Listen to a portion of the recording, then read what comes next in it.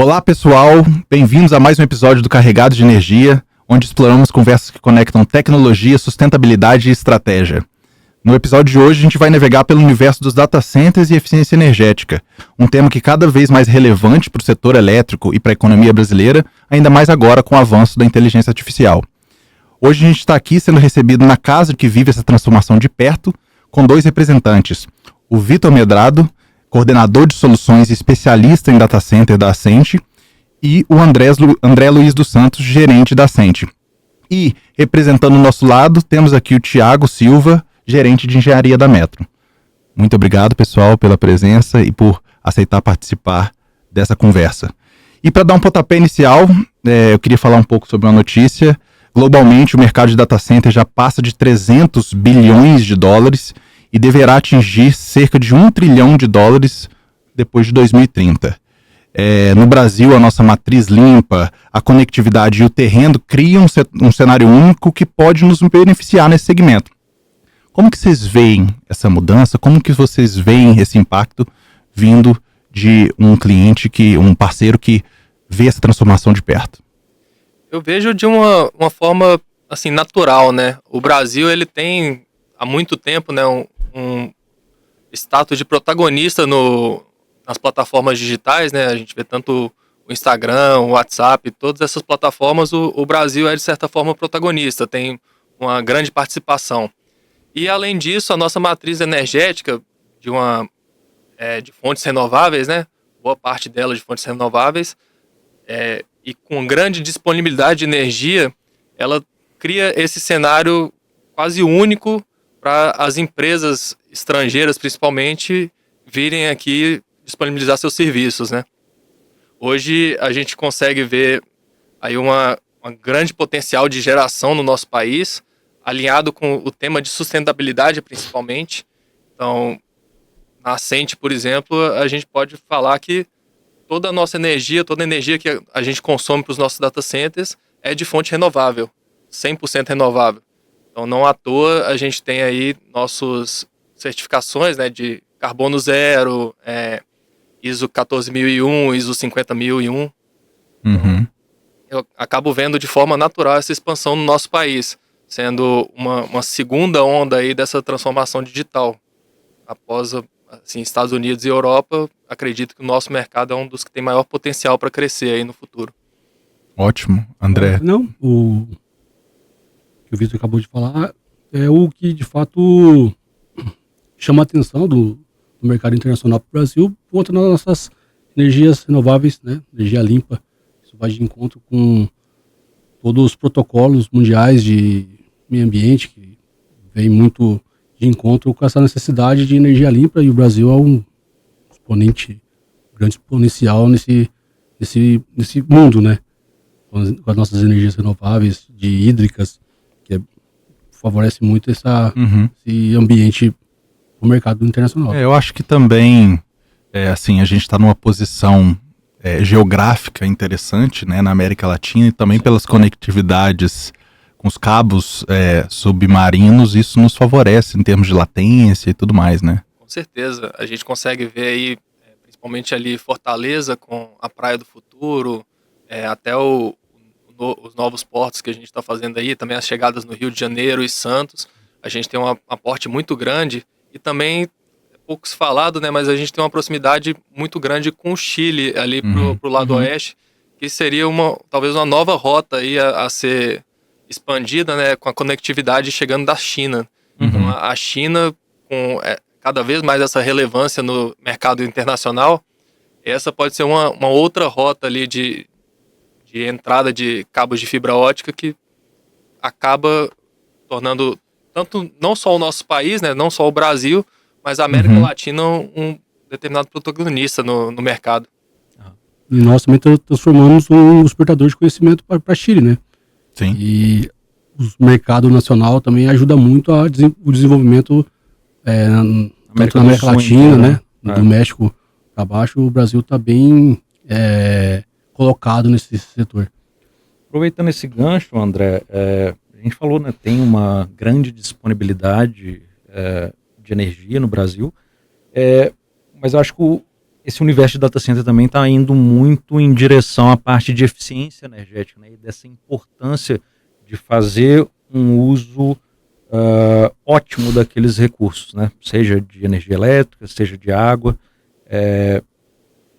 Dentro do papel que você desempenha nessa parte de projetos, como que você vê isso sendo incorporado desde o início do processo, até mesmo vislumbrando que é um setor que muda muito rápido, né? Então, às vezes você está projetando algo que daqui a 2 anos você vai ter que fazer algum tipo de alteração antes que aquele empreendimento, né, esteja concluído.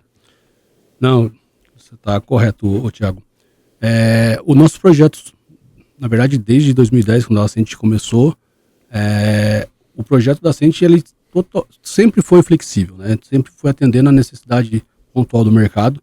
Isso não muda hoje, né? Hoje a tendência de tanta novas tecnologias, novas eficiências de mercado que vem acontecendo, né? Necessidade de melhoria de eficiência de energia, vem fazendo que a gente continue a sempre ter essa flexibilidade de atendimento ao cliente, né? Dos nossos 25 sites que a gente temos de operação hoje, todos são flexíveis à adaptabilidade, né? Não estamos restritos ao que a gente tem, a gente consegue manobrar para atender os clientes. E nos novos projetos, a gente está conseguindo fazer um layout, um design de arquitetura, onde a gente consegue garantir uma flexibilidade de expansão, mesmo com o site de operação, sem que afete a operação. Então, o projeto hoje ele é desenvolvido de modo que a gente desenvolva o projeto pensando numa etapa inicial, onde a gente tem um crescimento necessário para atender um cliente, e a gente, a partir disso, a gente consegue fornecer energia para a operação e fazer ampliação desse site sem que a operação seja paralisada ou penalizada por essa ampliação. Então o projeto ele é desenvolvido sempre nessa forma bem flexível. A arquitetura vem nesse conceito, a gente consegue fazer a expansão eletricamente falando e a parte térmica falando também, por conta de layout de arquitetura. Então, os nossos projetos, como é que eu vou te explicar? Ele consegue atender não qualquer demanda, mas a gente consegue atender uma necessidade do cliente em curto prazo de tempo com esse novo layout de arquitetura. É bem versátil, né? Bem versátil. Você consegue ir de um colocation normal para uma coisa mais focada em inteligência artificial, com uma demanda maior de potência. Justamente, o Thiago. Legal. O nosso projeto hoje, ele tem uma flexibilidade, a gente tem o projeto elétrico pensando, a gente consegue fazer um ramp-up, atender tanto uma empresa uma demanda de potência pequena, até para um hyperscale, que demanda uma necessidade de potência maior, sem que afete o projeto concebido. Entendi. Nada é penalizado por conta da necessidade de um ou outro cliente. É importante complementar também que as necessidades, a gente adequa o projeto de acordo com as necessidades. Então, se um cliente chegar e falar, eu quero 2 megawatts de air cooling, a gente vai construir 2 megawatts de air cooling, mas não necessariamente a gente precisa construir já o prédio inteiro de uma vez. Então, modularmente, a gente vai crescendo. Se o próximo quiser liquid cooling, se o próximo quiser um novo layout, se o próximo quiser uma nova tecnologia que surgiu, todo prédio pode ser adequado àquilo. A gente sempre começa, o startup do projeto é a gente pensar na forma mais eficiente de entregar ele e como esse crescimento não pode ser penalizado por esse projeto inicial. E aí, a partir daí, a gente vem com as nossas métricas de eficiência. Então, o primeiro passo é a flexibilidade, a adaptabilidade e o que a gente precisa entregar, o produto final que a gente precisa entregar. O segundo passo é qual as métricas de eficiência que a gente precisa entregar. Então, qual é o PUE e o WUE que a gente precisa entregar. Hoje, como padrão nascente, a gente entrega um PUE na faixa de entre 1.3 e 1.4, pelo menos essa é a meta. E na parte de WUE, a gente entrega números na faixa de 0,0. Então, até a primeira casa decimal ali de 0. O que isso basicamente significa? Que a gente não tem gasto de água nos nossos data centers. Então, do ponto de vista de eficiência do uso de água, o nosso data center é praticamente perfeito. que a gente tem de gasto de água num data center hoje é gasto por banheiros, copas, água para limpeza. Para a parte de climatização mesmo, seria água zero. Para a parte de climatização é basicamente água zero, porque é um circuito fechado. A gente evita essas perdas, né? Então isso é um conceito dos nossos projetos. Nossos projetos, eles vão mais nessa linha de circuito fechado. E com a parte da eficiência, né? Hoje a métrica de PUE, né? Ela é definida como um data center ineficiente na faixa de 1.9 a 2. Um data center normal, né? Um médio ali na faixa de 1.7, 1.8. Um data center eficiente em 1.5 e extremamente eficiente abaixo de 1.4. Então, hoje, ainda mais a gente considerando que a gente está num país tropical, os números de 1.3 a 1.4 são números excelentes, né? São números reconhecidos internacionalmente pelos nossos clientes. Falando ainda desses números de PUE, WE e toda essa abordagem de sustentabilidade da Ascent, eu entendo que hoje em dia a Ascent está bem posicionada, olhando para o que a gente vê vários meios cobrando, que é esse uso da energia renovável, esse foco na sustentabilidade, principalmente agora com esse aumento da discussão sobre data centers com IA e tudo mais. Como que você vê hoje, eu entendo que bem, mas como você vê hoje a Ascent posicionada sobre essa discussão de sustentabilidade nesse segmento? Bom, eu diria que a Ascent é hoje um líder de mercado nessa linha de sustentabilidade. Não só por causa das agendas nacionais e mundiais com relação à sustentabilidade, mas porque é uma cultura da empresa, é um valor da empresa. Então, a gente não começou a fazer relatórios ESG quando o mercado começou a exigir relatórios ESG. A gente já tem muito tempo que a gente fala sobre essa pauta. Então, a Ascent, os projetos da Ascent já são pensados com essas metas de sustentabilidade. Então, hoje, toda a minha operação, ela tem as métricas ali do aterro zero, e a gente atinge todas elas. A gente tem nossas métricas de carbono zero, a gente tem os protocolos GHG, então, ISO 14001, que é gestão energética, né? E ISO 50001, que é eficiência energética. Então, a gente tem essas certificações, e não só as certificações, a gente tem realmente um compromisso que a gente atinja um grau de sustentabilidade muito alinhado com a Agenda 2030 da ONU, né? Legal. Quer completar aí, André? Fica à vontade, André. Perfeito, não, perfeito, Vitor. Direcionando para o Thiago aqui, a gente vem trabalhando já há algum tempo nesse segmento de mercado, é um segmento que a gente vê como muito próspero e, enfim, esses tópicos PUE, WE sempre vêm em pauta. Como que você consegue linkar e que soluções você vê no mercado e o que a gente trabalha que de fato trazem benefícios quando a gente vai falar dos indicadores de eficiência, enfim, eficiência de consumo, eficiência de operação, como que você vê as soluções que hoje em dia a gente implanta, as soluções que tem no mercado e como que elas linkam a isso?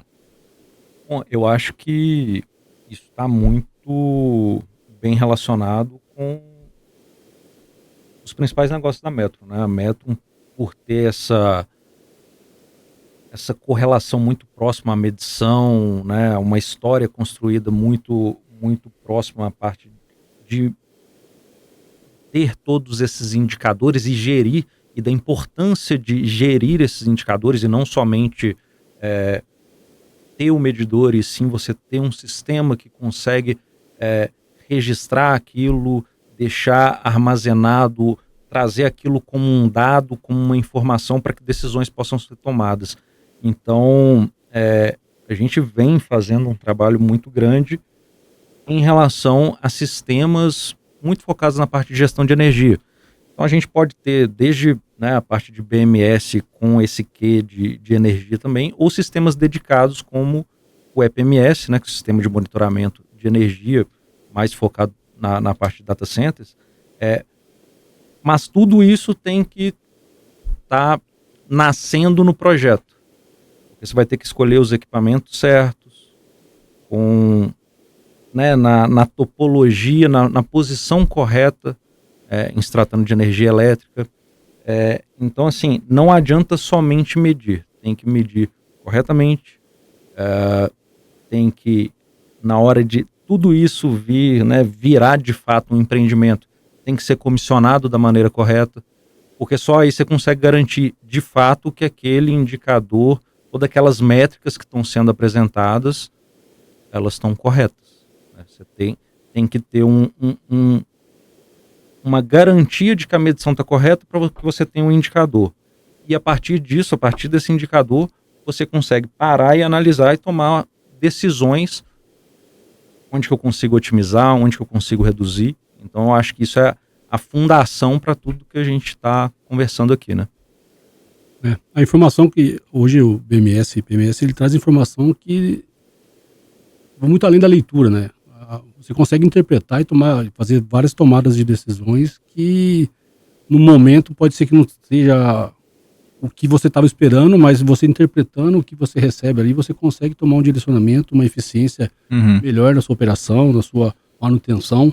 É bem interessante essa nova solução de BMS e EPMS. E quando você fala na parte de BMS, você está unindo também a parte de automação, né? Então, a partir dos dados e de como o sistema está operando, você consegue fazer ajustes para trazer cada vez mais eficiência ao seu processo. Então, você pode ter um determinado indicador que te mostra que, olha, talvez se você ajustar essa parte do seu processo, você vai conseguir consumir menos, você vai conseguir ter uma otimização da parte de climatização. Então, acho que tudo isso traz, né, uma segurança maior para que você trate de temas tão importantes como esses indicadores de eficiência da maneira séria que de fato são. Não dá simplesmente para a gente tem um número e não interpretá-lo e ter uma garantia de que aquilo está correto. Eu comento muito sobre algo desse tipo e eu resumo da seguinte forma: o que traz valor é transformar dado em informação e informação em resultado. O dado por si só, se você não interpreta ele, se você não junta com uma coisa, ele é puramente uma medição. Então é necessário dar esse passo, é necessário transformar toda essa informação que existe em decisão para que de fato a gente consiga atingir as metas, os indicadores que se busca na hora que a gente está falando de eficiência energética. Falando um pouco sobre equipamentos em si, tem algo que eu vejo um crescimento muito grande assim, no mercado de data centers, que é um equipamento também que nós somos distribuidores no Brasil, que é o SER, é o registrador de sequência de eventos. Basicamente é um equipamento que vai conseguir registrar, né, eventos ali, por exemplo, de open, close e trip de disjuntores, com uma precisão de milissegundos. Ele pode também estar conectado a um medidor de qualidade de energia e ele dá o trigger para a captura de forma de onda. Isso facilita, assim, de maneira extrema uma análise de causa raiz num evento adverso. Então, o que muitas vezes talvez poderia nem se chegar à causa raiz, você ali em coisa de minutos você consegue entender exatamente o que culminou naquele evento de uma queda de energia ou qualquer outra coisa relacionada ao nível de operação ali. E isso traz muito benefício na hora de projetar, porque você começa a ter insights ali para às vezes fazer um desvio de um projeto, incorporar uma novidade, alguma coisa desse tipo. Então é algo que a gente tem visto uma adoção bem crescente. Com toda certeza, acho que é um tipo de produto que faz todo sentido para o mercado de data center quando a gente fala de resiliência, né, principalmente. Então, um dos fatores da resiliência do data center é a gente conseguir identificar onde está acontecendo o problema, né, e segregar ele. Inclusive, uma segunda métrica que a gente utiliza no conceito de data center, né, seria o que a gente chama das certificações ali do Rated Tree, né? Que seria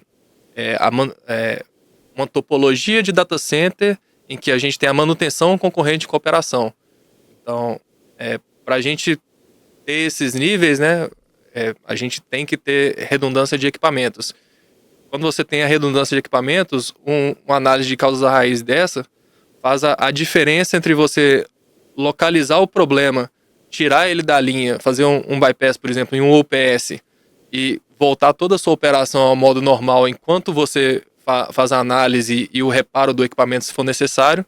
Isso acontecer em minutos, talvez horas, em vez de talvez dias, né? E dias com toda a operação ali engajada em manter aquele modo de operação de emergência, né? Além disso tudo, traz uma confiabilidade para o nosso cliente, né? A gente ter o registro de tudo que está ocorrendo, mostrar todas as evidências do que ocorreu. Isso é um fato notório que o cliente exige, e quanto mais rápido, melhor seja essa informação, mais fidelidade a gente cria com o cliente e dissemina a necessidade disso em todos os outros players. Né? Sim, com certeza. E um assunto que eu acho que colocou o termo data centers em pauta para o público geral é a inteligência artificial. Principalmente agora com esses modelos de linguagem, agora todo mundo utiliza isso. Como que vocês veem, ou qual que é o impacto que vocês veem no dia a dia de vocês, na operação? O que muda nesse conceito de operação de data center com esse crescimento do uso da inteligência artificial? Então, naturalmente, a primeira coisa que eu penso é positivo, né?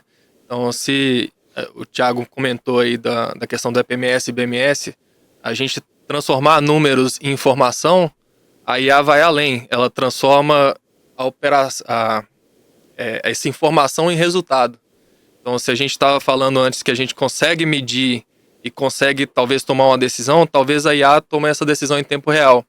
Então, pode ser uma coisa ali da gente ter alterações na temperatura da central de água gelada ao longo do dia, que é uma coisa que operacionalmente hoje não se consegue fazer, porque você teria que toda hora estar desviando um técnico para alterar a temperatura, fazer as regulagens necessárias, para depois voltar e mais uma vez ao longo do dia. Então, 2 horas da tarde você tem que fazer isso, 3 horas da tarde você tem que fazer outra alteração, 5 horas da tarde, meia-noite. Acaba se tornando um trabalho, né, de uma dimensão muito grande, né, para você aplicar ali, que às vezes não compensa com a perda de resiliência que você tem tendo ele focado ali. Talvez a inteligência artificial venha para isso, né, para trazer essas alterações, né, essas melhorias operacionais em tempo real. Então, essa é a primeira coisa que eu penso, que é o ganho que a gente pode ter operacional desse sistema que integraria todos os sistemas de um data center, a partir de um BMS, por exemplo. E o segundo ponto seria a questão de projetos, né, que é o principal motivador ali para a gente, né, para a nossa parte de engenharia na inovação. Então, são frequentemente testados os limites hoje que a gente pensa no data center. Então, se há 5, 10 anos era um absurdo você falar de 10 kW no rack, hoje a gente fala no air cooling, normalmente é um assunto normal ali, tratado como típico, você falar em 30 kW. Com alguns limites ali, o pessoal comentando 70.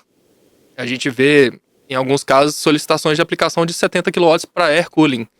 Quando a gente vai para liquid cooling, a média de consumo de energia ali é 120 kW por rack. E quando a gente chega nos limites que o pessoal trabalha hoje, a gente está falando em 250. Então, a gente vê uma crescente ali de mais de 20 vezes. E isso vai afetar toda a parte do processo da engenharia. Então, toda a concepção nossa de projeto, ela tem que ser alterada. Os disjuntores, hoje, mini disjuntores vão até 125 amperes. Quando a gente fala de um rack de 250, a gente está falando ali em 220 pelo menos, né, de 700 amperes praticamente. Então, os mini disjuntores já não atendem mais. Os cabos talvez já não atendam mais porque eles vão ficando muito grandes. A gente tem que passar para busway. Talvez a gente tenha que aumentar aos poucos as faixas de tensões, né? Hoje é comum a gente ver faixa de tensão em 415 trifásico, que já eram tensões antigamente que a gente falava para equipamentos, né? Uma tensão ali para as técnicas, não para alimentação de racks. dentre todas as outras mudanças que a gente tem, né? A gente tá falando ali de mais peso, racks de 2 a 3 toneladas, o que antigamente era no máximo 1 tonelada. Então você tem um reforço estrutural ali imenso, né? Laje, piso, confinamento, corredor, forro, tudo isso tem que ser redimensionado, porque as tubulações de água estão passando ali, né? As tubulações do circuito de água fechado, ele está indo até o data hall. Você está tendo operação com a tubulação de água passando em cima de equipamentos elétricos, então isso tem que ter um cuidado a mais. Sem contar a parte mecânica, né? Então toda a parte de operação ali do data center. São equipamentos novos, são equipamentos diferentes, são equipamentos mais eficientes também, é um fato, né, que são mais eficientes, mas são diferentes. Então a gente não conhece como é que esses equipamentos vão se comportar com 5, 10 anos de uso. Então é tudo novidade de certa forma.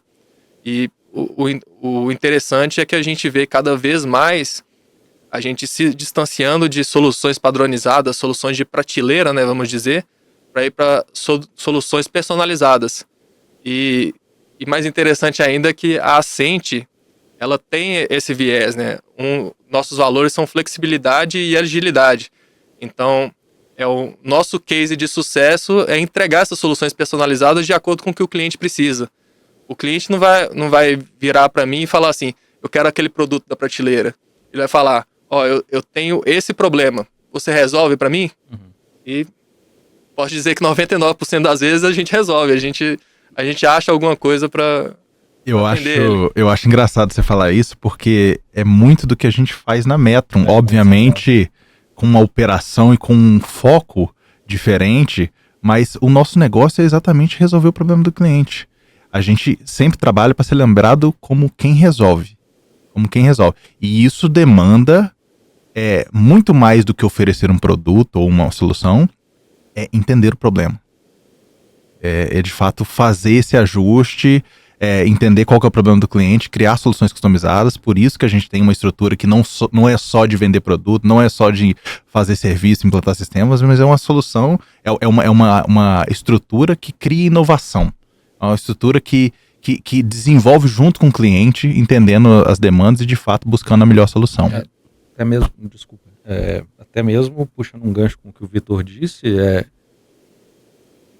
entendendo essa necessidade de às vezes customizar e poder ter um painel só para todas as soluções, você acaba não podendo simplesmente contar com uma ou outra ferramenta de mercado ali que vai te atender tanto para BMS, quanto para EPMS, quanto para DSIM. Então, o que a gente se propõe a fazer é integrar as áreas dentro da própria Metron mesmo, de engenharia, de pesquisa e desenvolvimento, e trazer uma solução extremamente customizada à necessidade de cada cliente. Então, tem um cliente que, por exemplo, vai precisar, o cara quer reduzir a operação dele, e a partir do BMS ele quer disparar ordens de serviço para a empresa terceirizada que faz a manutenção do site dele. A gente pega o nosso setor de pesquisa e desenvolvimento, desenvolve a solução integrando o BMS, integrando um software terceiro e entrega aquilo funcional para o cliente.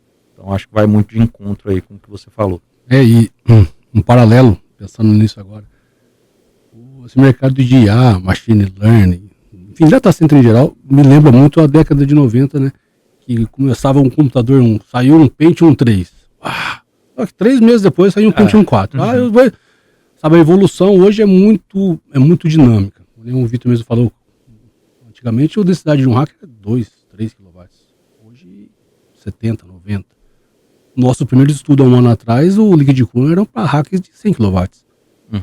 Agora está 250. Um ano. Qual que é o limite? Onde está o limite? Onde vai chegar o limite? Ninguém sabe. Então, assim, tanto a parte de engenharia de vendas, a parte de engenharia de projetos, a operação em si, diariamente está focada em players de novo desenvolvimento de projetos, de equipamentos, soluções de desenvolvimento de topologias, por conta dessa necessidade que cada hora está vindo uma coisa nova. Felizmente, né, porque isso faz a gente querer procurar soluções, e a sente, como disse o Vitor, ela sente a flexibilidade, a adaptabilidade e a compromisso de atender o cliente, e isso a gente consegue chegar onde o cliente quiser. Eu até brinco, né? Felizmente, né? Felizmente. Porque pra gente que é do ramo da engenharia, é quase um parque de diversões, né? Essa quantidade de inovações em tempo real, a gente pode dizer assim. Eu né? sinto da mesma forma. Quando chega um problema grande, é aquele problema que todo mundo... A gente tem muito esse DNA de correr atrás do problema e buscar soluções. E é bom. Isso no fim das contas, isso é reconhecido. Você é lembrado, assim. Sobre toda essa questão de atender o cliente e tudo mais, obviamente entra num cálculo complicado, porque não é só atender, é sempre atender pensando na questão da sustentabilidade, pensando na questão de usar energias renováveis, nas melhores tecnologias e tudo mais. E existe uma discussão sobre se a escala, se criar sistemas maiores, sistemas mais de maior escalabilidade, traz sustentabilidade através das tecnologias e tudo mais. Como que vocês veem isso? Bom, a primeira coisa eu acredito que sim. Eu entendo que sim. Então, a primeira coisa é, quando a gente fala de equipamentos maiores ou de sistemas maiores, esses sistemas, eles te dão uma permissividade financeira de você colocar soluções mais eficientes, soluções de monitoramento, por exemplo, porque quando a gente fala de um chiller, se a gente fala de um chiller de 6 mega e fala de um chiller de 100 kW, tem uma quantidade de tecnologia que você consegue embarcar nesse chiller de 6 mega sem ser um ofensor ao preço dele, que no de 100 kW você não consegue. Uhum. Quando a gente fala, por exemplo, de um fan coil, se você fala de um fan coil com o ventilador de frequência variável, é uma tecnologia extremamente eficiente, bombas inverter com inversor de frequência. São soluções mais eficientes, principalmente em cargas parciais, que é o negócio do data center. Só que como que você fala de colocar um inversor de frequência numa bomba, que o inversor de frequência custa 50 mil reais e a bomba às vezes custa 5? Sim. Então, quando a gente fala de escala, torna permissível você embarcar essas tecnologias novas. E não só isso, fazendo até um paralelo aí com a gastronomia, né, vamos dizer, se você vai fazer uma pizza em casa, você tem que achar uma receita boa na internet, você tem que arrumar bons ingredientes, um bom fornecedor de ingredientes, você tem que aquecer seu forno e no final você vai fazer 3 ou 4 pizzas. Agora, se você vai numa pizzaria, o cara tem 20, 30 anos que ele está desenvolvendo aquela receita, ele já tem toda uma cadeia de suprimentos e parceiros que vão atender com produtos de qualidade, e você tem um forno extremamente eficiente, você pagou muito dinheiro, mas para a escala que você produz é pouco, né? Você tem um retorno de investimento daquilo, e você vai produzir numa noite ali 500, 1000 pizzas. É naturalmente mais eficiente. É natural que essa inteligência operacional, essa inteligência de engenharia, ela venha com a escalabilidade. Então, quando a gente pensa na Ascent, a gente pensa na Ascent aqui numa empresa que tem uma engenharia de pré-vendas, tem uma engenharia de projetos, uma engenharia de implementação, uma engenharia de construção e uma engenharia de operação. Cada uma dessas etapas é um ponto que a gente tem de melhoria no processo final. Então, é um ponto de melhoria da sustentabilidade. Então, quando a gente falava antigamente, a gente falava de topologias 100% redundantes, né, que era o 2N. Uhum. Hoje, a gente já fala do 4x3 ou 5x4, que são topologias mais eficientes porque elas colocam os equipamentos numa carga mais alta. Então, você está trabalhando com 70%, 80% da capacidade do equipamento, porque você não tem 100% redundante mais. Você não fica... O seu limite não é 50% da operação. Você está em N mais 1. Você está no que você precisa, mais 1 de backup. E aí, você trabalha ali dentro do que é mais eficiente na carga dos equipamentos. Qual é o melhor ponto de operação? Qual é o melhor copy que o chiller pode me entregar? É 70%? Então, por que eu não vou projetar o meu data center para trabalhar com chiller a 70% na operação normal? E aí, quando eu tiver um incidente, né, um caso de exceção, uma emergência, ele vai trabalhar 100% da operação dele. Então, esses são topologias que elas vêm, essas arquiteturas, essas melhorias, essa melhoria contínua em geral, ela vem da especialização, ela vem da empresa ir construindo em cada uma dessas etapas uma inteligência e ir se melhorando. Então, qual é o seu data center mais eficiente hoje, Vitor? Provavelmente é o próximo, porque é o que eu já aprendi, tudo que eu fiz de errado nos anteriores, errado é uma palavra forte, mas que talvez foi um ponto de ineficiência nos meus data centers anteriores, que eu vou ter como um ponto de melhoria para o próximo. Então, você instalou tal solução aqui, talvez não foi a melhor solução aqui, por que a gente não muda essa topologia? Será que o 5/4 é o mais eficiente ou será que é o 6/5? Será que é o 7/5? O que a gente está vendo é que o 5/4 aparentemente é o mais eficiente, não é o que a gente tem mais utilizado. Uhum. Completar aí, André? Não, perfeito, Vitor.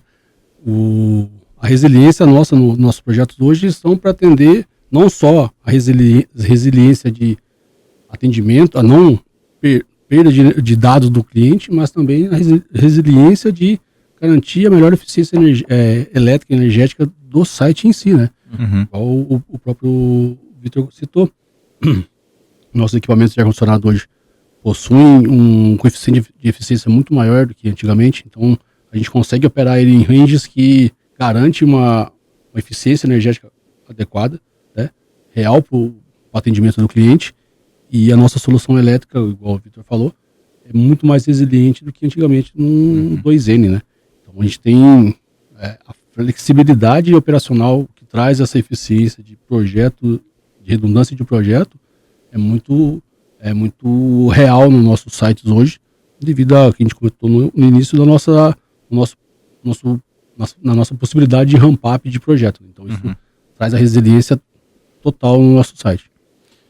Na Metron, a gente vê muito que para entregar soluções, a gente tem que conversar com vários players. A gente tem que, de fato, estar naquele centro para buscar as informações de cada lado, conversar com esses players, distribuidoras, transmissoras e tudo mais, no sentido de entregar a melhor solução para o cliente final. Como a gente já falou no decorrer dessa nossa conversa, data center traz uma densidade de consumo muito grande, o que eu entendo que demanda também uma conversa, um entendimento de como funciona esse relacionamento com esses players de energia, com esses parceiros que são necessários na hora de uma conexão, na hora de fato pôr o data center para rodar. Como é que vocês veem essa conversa, esse caminho, como que o Brasil está nesse momento em relação a, de fato, essa conexão? Como é que vocês veem todo esse trabalho com esses players de energia? Bom, hoje o Brasil, citamos também, né, a matriz energética nossa é muito renovável, renovável na verdade, né, é toda praticamente hídrica, e a nossa necessidade de distribuição hoje, ela é muito importante para a gente entender onde a gente pode colocar os nossos novos data centers também. Então esse contato com concessionária, com players de fornecimento de equipamento também é muito importante, devido à alta demanda de data center em si, né? Os equipamentos também estão tendo uma grande necessidade uma grande demanda de entrega.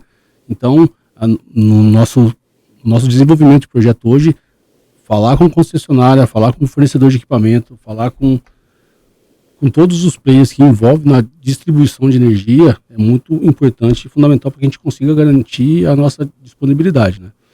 Não só a parte de energia, né? Também tem que entrar em contato com players de equipamentos de refrigeração, equipamentos elétricos, até fornecedores de cabos elétricos. Às vezes a gente tem uma dificuldade com essa alta demanda que a gente existe hoje no mercado. Então a conversa ela é diária, necessária, para podermos ter a efetividade da entrega dos nossos novos projetos, né?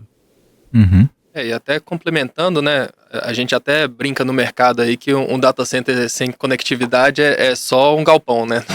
Não consegue acontecer nada. Para a gente ter um cliente, a gente tem que ter essa conectividade. Então é um dos pilares ali, junto com a energia de qualidade que aí basicamente você está entregando um serviço de qualidade para o seu cliente. Pela demanda, né, pela própria expansão do mercado, é natural que a gente precise de uma alta demanda de energia, e essa alta demanda de energia, normalmente ela é gerada de forma descentralizada. Então, boa parte dessa energia não é gerada, por exemplo, em São Paulo. Tem uma parte que é gerada no sul, uma parte que é gerada no norte, no nordeste. Então, você precisa ter uma comunicação ali no Mercado Livre com empresas de diferentes regiões do Brasil e também com as empresas que vão fazer essa transmissão.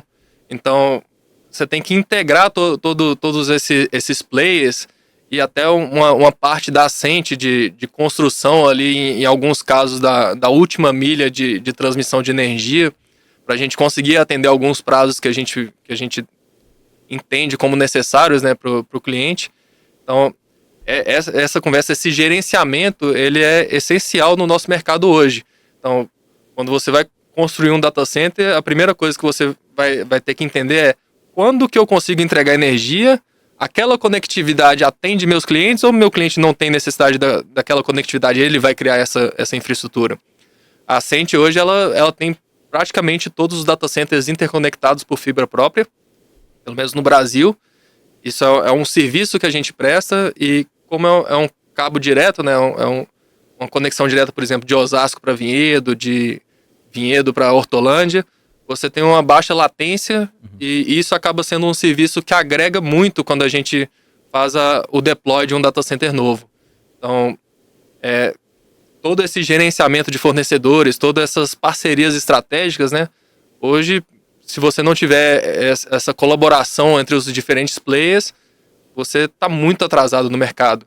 Uma coisa que você, às vezes, tem a demanda do cliente para entregar em 2026, você talvez acabe entregando em 2029 se você não tiver uma boa relação, né, nesse meio.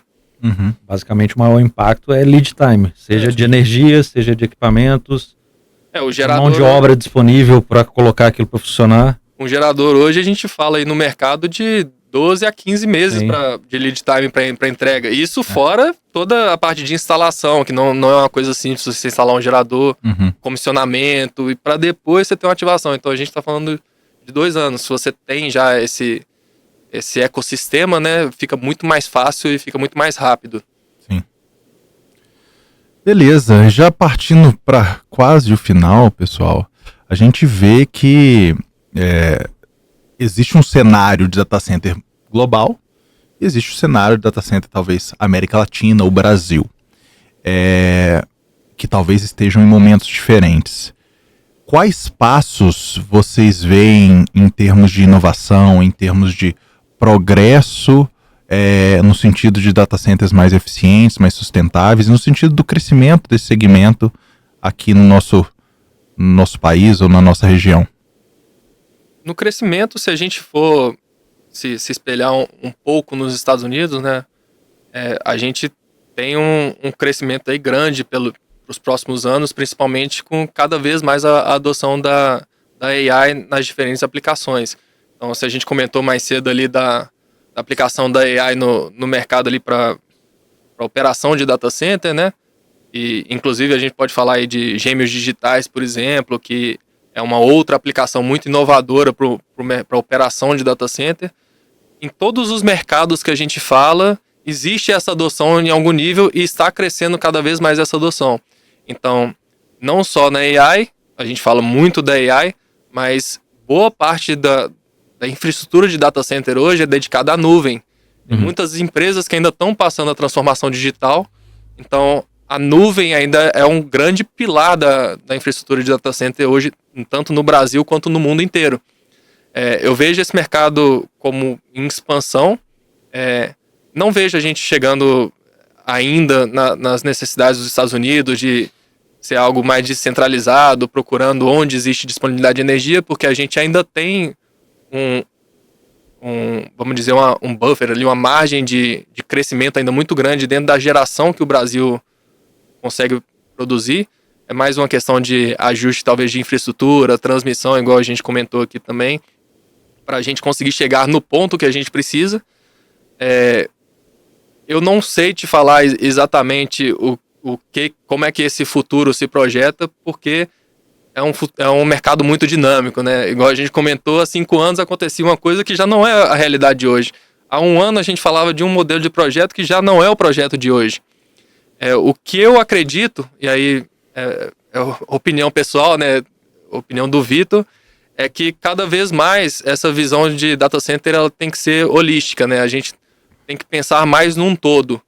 Cada vez mais a gente entrar na integração.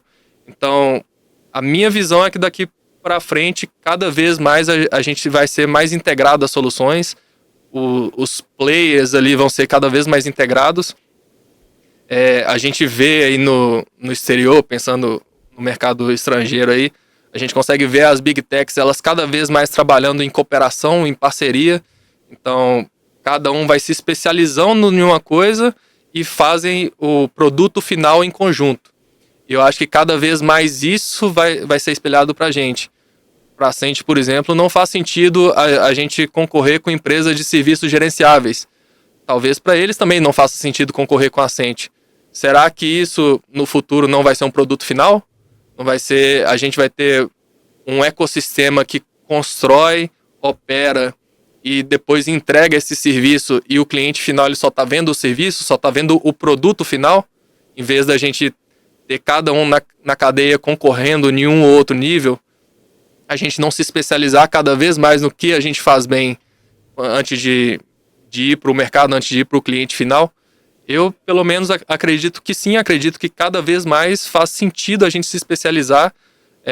Por que não a gente pensar no momento em que a redução de serviços do cliente ou o aumento de serviços do cliente, lá na ponta, lá no computador dele, não vai ser algo que comece a afetar a cadeia inteira e a cadeia inteira se ajuste de acordo com aquela alteração que ele fez. Aumentou a solicitação de serviços, aumentou o processamento, as máquinas de ar-condicionado elas se modulam para regular isso. A gente vai tentando achar aquele ponto de eficiência operacional ideal. E a mesma coisa na redução, né? A gente reduz essas capacidades. Então, um sistema de data center integrado, eu acho que cada vez mais a gente tende a ir nesse caminho. Eu não sei como é que esse caminho vai parecer, né? Quais são as soluções, qual vai ser o deploy final, mas eu tendo a acreditar que esse é o caminho que a gente vai trilhar aí. Você acaba tendo muita coisa segregada, né? Você tem o sistema de incêndio, você tem o BMS, você tem muitas vezes o EPMS separado. Então você tem diversas pessoas e equipes que têm que se especializar em determinado tipo de solução e você tem que garantir que elas conversem entre si na mesma hora, né, um tempo de resposta curto para uma ação rápida. Tendo essa saída de tudo integrado, eu acho que você consegue solucionar esse problema. Né? E talvez até a gente pensando ali, para que todas as empresas vão se especializar em sistema de incêndio? Porque isso não é uma solução fechada e assim, uma empresa se especializa em sistema de incêndio, outra em média tensão, outra em baixa tensão, a outra na operação, cada um jogar o seu jogo, né? Jogar a sua especialidade. Uhum. E não as empresas tentarem fazer tudo. Então, tem uma equipe a velha discussão de protocolo também, né? Tipo, nunca chega no meio do... O mundo perfeito seria que a gente fala, não, beleza, é esse aqui, daqui para frente nós vamos seguir com ele. Soluções mais padronizadas. A gente tem visto isso muito também no exterior, né? Com os racks OCP, com os deploys de liquid cooling cada vez mais padronizados ali, muito puxados pelas soluções da NVIDIA, mas também pensando em uma intercambialidade de soluções, né? Então, não é uma solução atrelada a um fabricante. É uma solução padrão que qualquer fabricante consegue atender. Ele já sabe o que ele precisa entregar. Algo a adicionar, André? Não. Tem certeza? Absoluta. Thiago? Eu acho que é isso. Eu compartilho de uma visão similar. Acho que tudo caminha nesse sentido. Hoje a gente já vê uma operação bem enxuta, né, de um ponto de vista de um data center com outras indústrias. E eu acho que a automação está aí exatamente para garantir a eficiência tanto de processo quanto de insumos, né, que no caso a gente está falando muito aqui de energia e de água, e a integração entre todos esses sistemas é o que vai garantir cada vez mais subindo essa eficiência. A gente falou muito aqui a respeito de projeto, o grau de importância que tem esses aprendizados ao longo do caminho para ajustar e sempre ir melhorando aquele design ou aquele processo ali, eu acho que o data center vai muito para aquele lado da aviação, né, de sempre aprender com qualquer tipo de evento que aconteça. O evento ele precisa ser mitigado, ele precisa ser resolvido de maneira extremamente rápida, mas precisa se garantir também que aquilo não vai acontecer de novo. Toda certeza. E que aquilo vai ser absorvido não somente a nível de operação, mas também na fase de projeto, construção ou qualquer uma das fases do empreendimento, né? É isso, pessoal. Gostaria de agradecer muito a todos pela conversa. De fato, foi um aprendizado. Acho que sempre essas conversas são um aprendizado, a gente entender de fato como as outras empresas operam, como que é de fato esse segmento. Eu achei muito interessante pelo fato da proximidade da abordagem com o cliente. Gostaria de agradecer novamente, tanto por aceitarem o convite de estar aqui com a gente, mas também de nos receberem aqui na Ascent. É um prazer pra gente. No mais, André, tem alguma mensagem final? Lucas, Thiago, nós agradecemos, né, a oportunidade de conversar com vocês e reforçar mais uma vez que a Ascent ela está no mercado para atender qualquer demanda, seja em site de operação, seja em projetos novos. A gente está uma equipe bem integrada de engenharia, projeto, vendas, operação, para poder garantir que não só novos clientes, mas os clientes que estão conosco, qualquer necessidade de aperfeiçoamento ou mudança de tecnologia, estamos aptos a colocar em prática em qualquer situação. Vitor? Com certeza. Novamente aí, concordo com o André, né? Agradecer primeiramente e deixar a mensagem aí, né? Que estamos de portas abertas aí para atender quem tiver interesse em conhecer um pouco mais da Ascent, né? Do portfólio da Ascent. Convido também, a gente falou muito de sustentabilidade, né? Convido a conhecerem nossos relatórios ESG, né? A gente publica todos os anos o relatório completo, um documento bem extenso ali, 80 páginas que reforçam o nosso compromisso com essa pauta e agradecer a oportunidade. Nós que agradecemos, a casa de vocês aqui, a gente veio fazer uma visita, mas parceria boa é assim. Só não pode ser igual visita de casa, né? Que vem.